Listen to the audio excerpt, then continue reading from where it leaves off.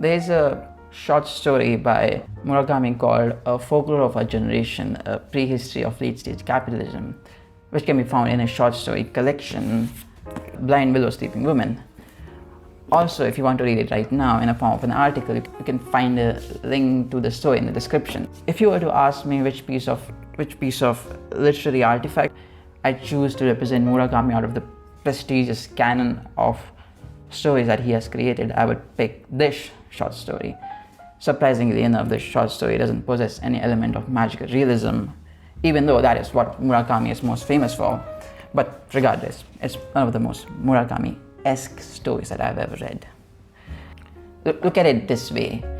If I had to abstract out all the commonalities between all the stories by Murakami, I would say that all the stories have this sense of nostalgia. The nostalgia for a long lost love, or the memories associated with it. Also memories which most probably never existed, and as far as I'm concerned, that's his thing. This feeling of deep-rooted sentiment and nostalgia is the central theme of all of Murakami's stories. Therefore, it follows that any story that has this trope in the most abundant and also at the highest quantitative standard is, by definition, the best Murakami story by his own standards. And I do think that this story has that trope in the most abundance, be it quality or quantity.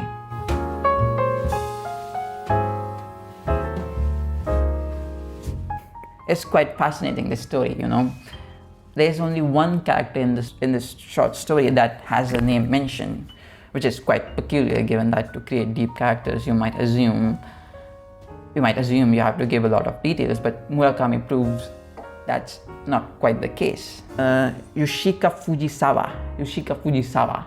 That's the female main protagonist of the story, and she's this respectable, traditional, conservative, studious girl of the 60s who has set herself strict boundaries, and you can perhaps say that's the main trait of a character, which is strict boundaries. The story delineates how she was in this perfect high school relationship with this unnamed character who, even though is unnamed, but never feels devoid of depth, which is a testimony to the splendidness of the craft of writing that Murakami possesses. There's also another character in this story, which is the narrator, who also is unnamed, but the cool thing about him is that he's a writer, just like Murakami. So you could say, as a consequence, the story feels extremely personal.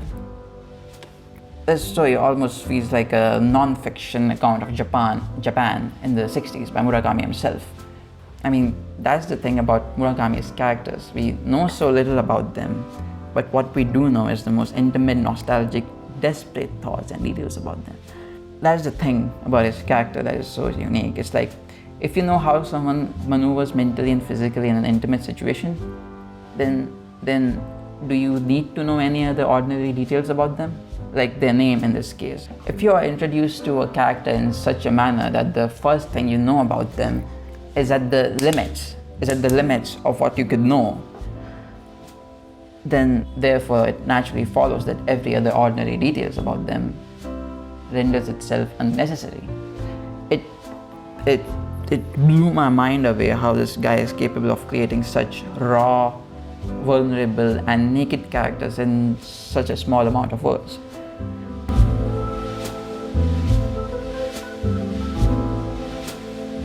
Murakami weaves a relatable story of a successful entrepreneur who, on accidentally bumping into a fellow classmate from high school and sinking into a casual chat over an evening of conducive nostalgia, founds a gaping wound still throbbing inside him.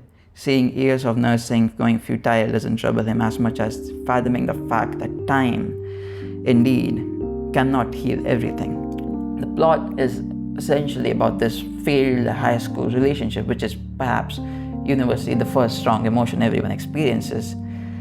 The story is told from the perspective of this unnamed narrator who retells the story of his friend, which in turn creates this dose of perception which immensely contribute to creating this dream-like surreal story, which is essentially inexhaustible in its depth. I would say the plot in the story is the least important thing. The story is entirely dependent on the way it is written and on its execution.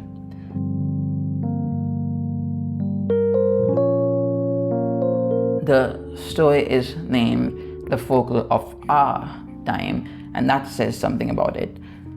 You could say this story delineates even that are universally experienced, which they are, given that the story fundamentally is about lost love, and that's an emotion that everyone can fathom, despite the variance in life. Everyone knows how it feels to want someone with a passion and not have them, but obviously if the story was just about that, I wouldn't say the story would have accumulated the kind of praise it did.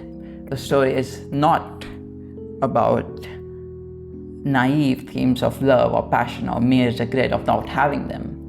The story is about the human necessity to crave intimacy and the melancholy mood the lack of it creates. For all the decisions we take and the choices we make, we let go of many of their alternatives.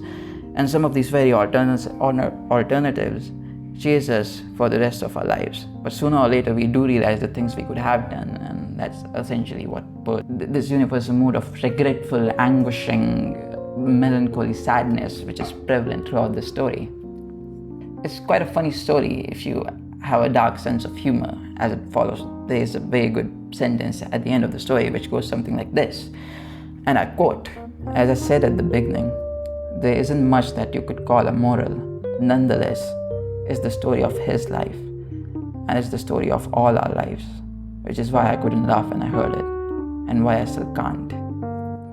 And that is such a great way to end the story, because the author tells you this himself, that there isn't much here that you could excavate as a lesson, but it's just the mood and the feeling of the story, which is inherently valuable and doesn't need any other values to go with it to have a major significance.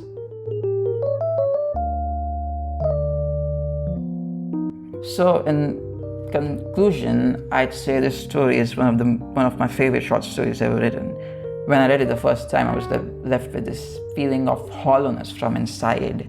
The vulnerable and esoteric characters, the melancholic mood, and the feeling of looking at the story through these doors of perception, therefore creating this nostalgic texture.